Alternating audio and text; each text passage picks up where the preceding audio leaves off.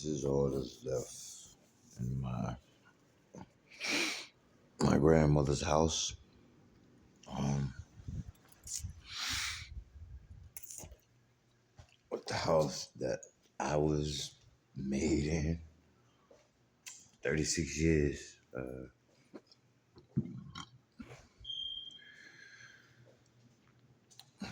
My family's lived here, and you know, this is all that's left.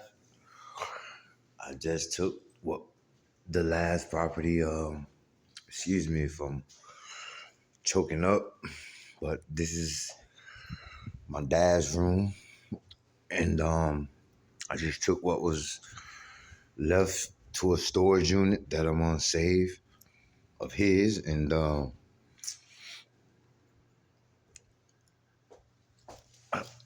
his funeral was December um the 27th, 2025. He had he passed away on December the 6th. The reason I'm gonna point out the emphasis on the date that my dad died is because my family and friends of our family scraped up funds to bury him. You know, because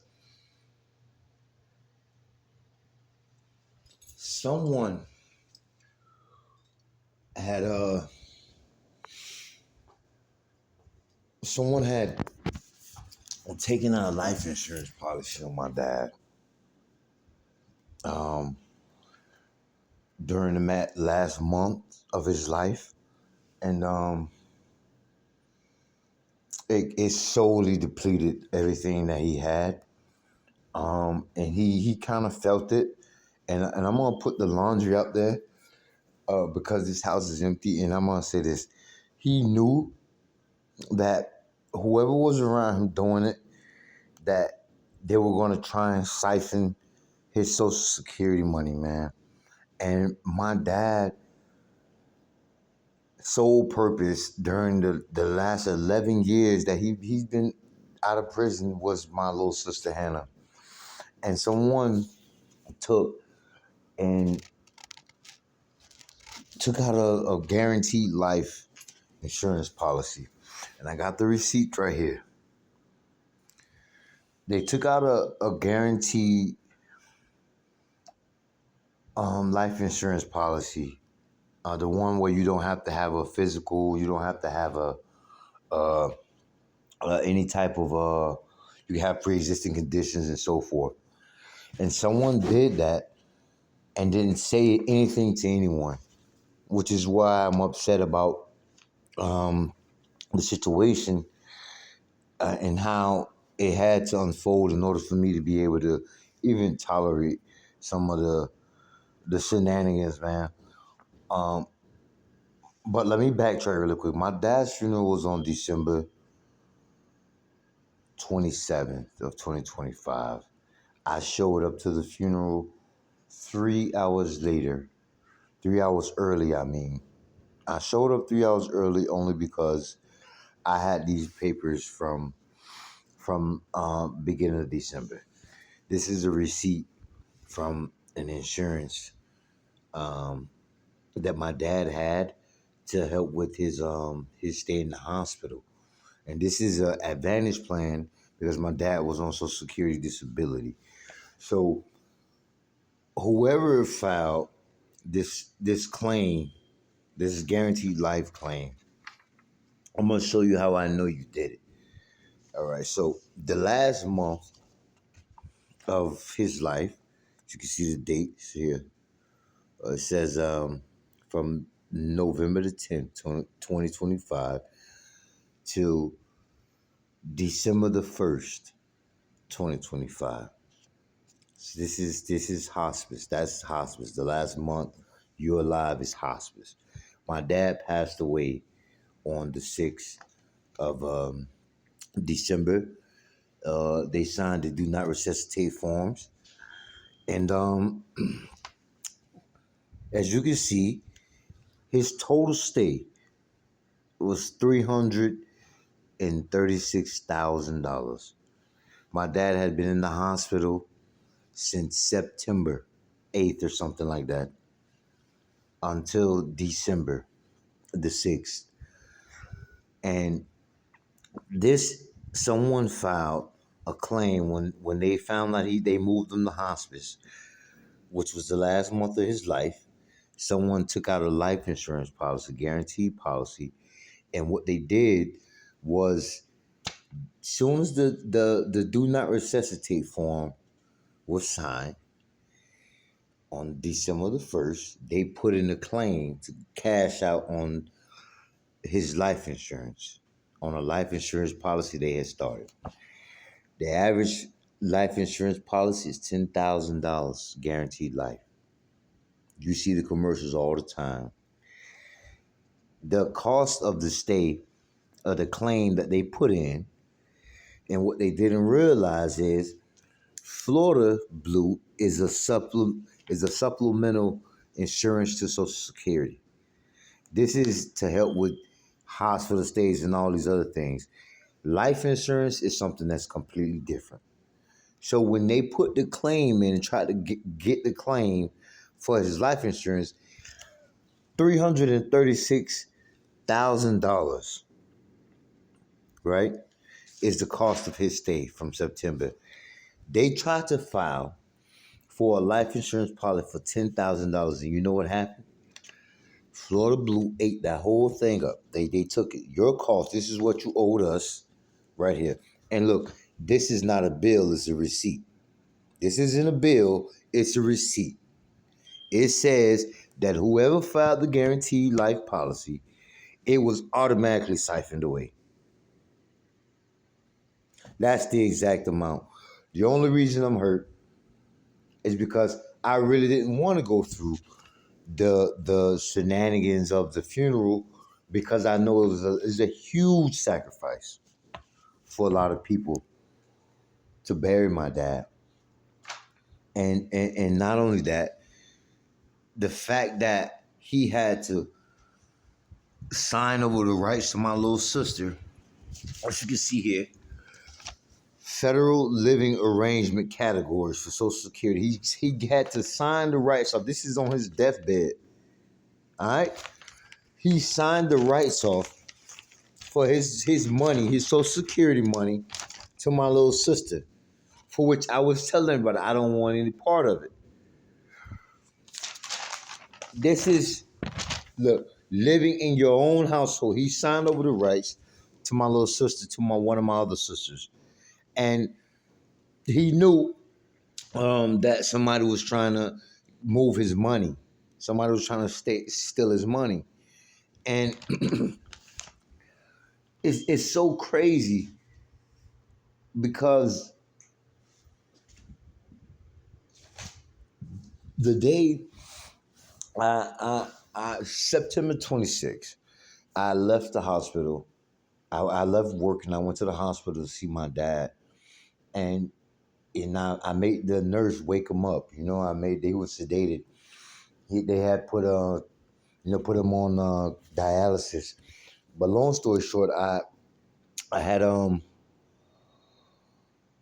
gone to the hospital on September 26th to see my dad, and I shook him, like, hey dad, wake up.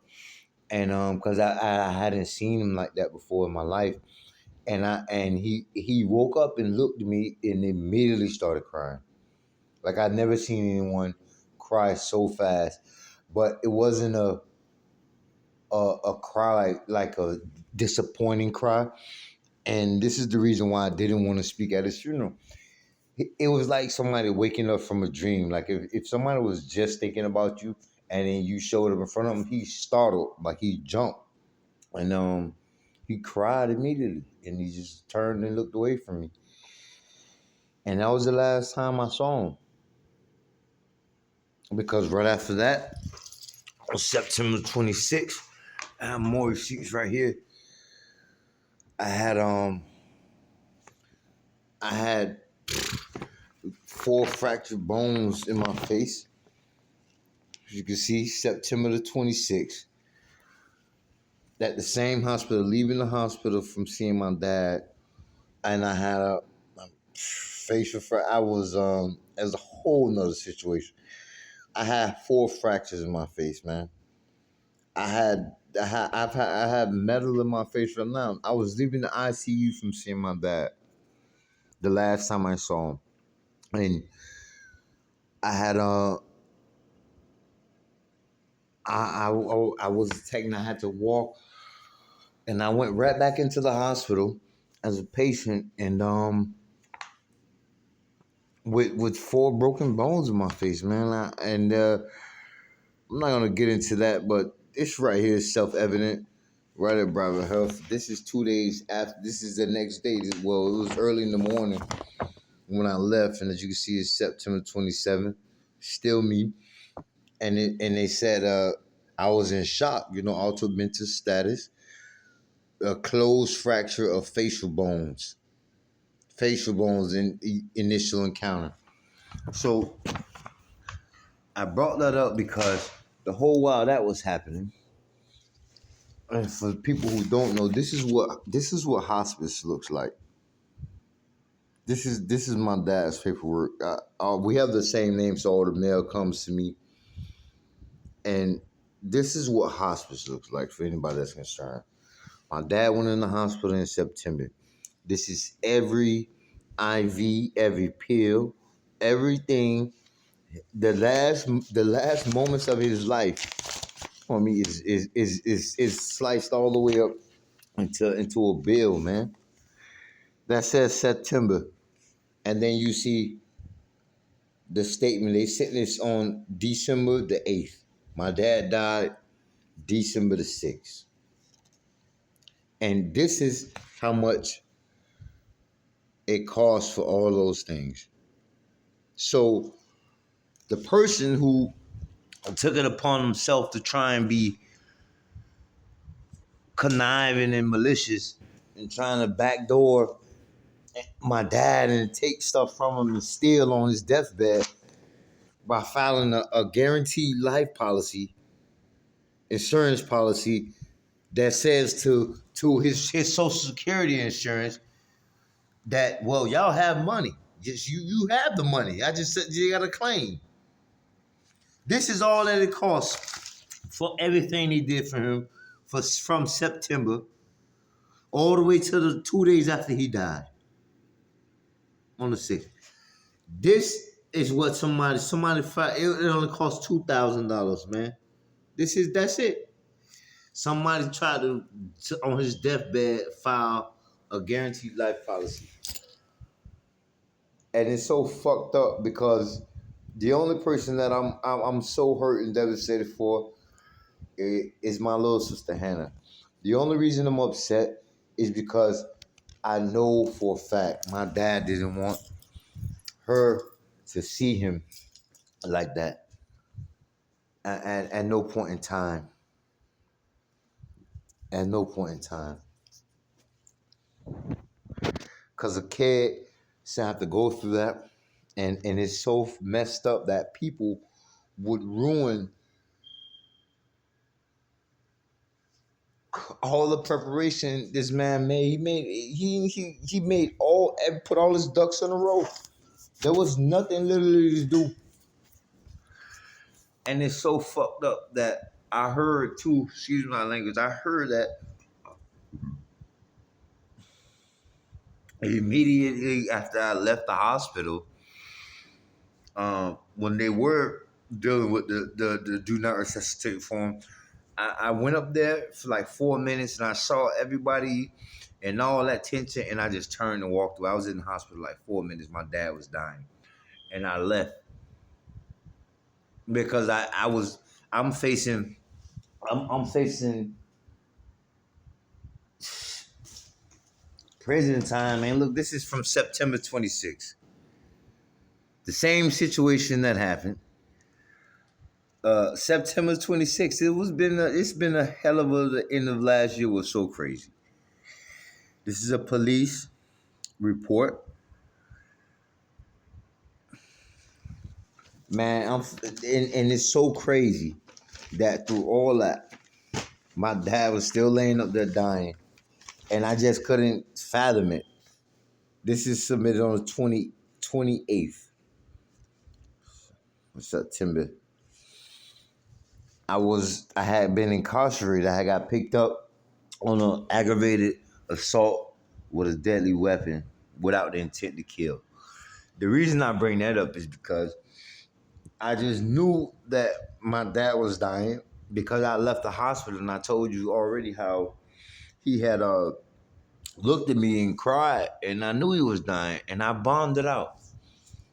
I was out on bond. It's like I'm out on bond right now. I'm out on a bond on a third degree felony. I mean, I don't have a felony conviction. I don't have a felony in my life. This is last year. Last year was the craziest reality check that I could have concocted up myself. And I know I've taken up a lot of your time, but this is for the ones who was asking me about the paperwork, for the people who was asking me about the reason why I was walking away and the reason why I left the funeral and all this stuff is because it's in black and white. And I got trial coming up, and I might just accept the 6 years.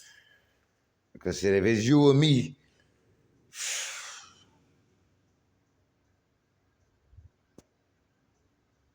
I'd much rather have you.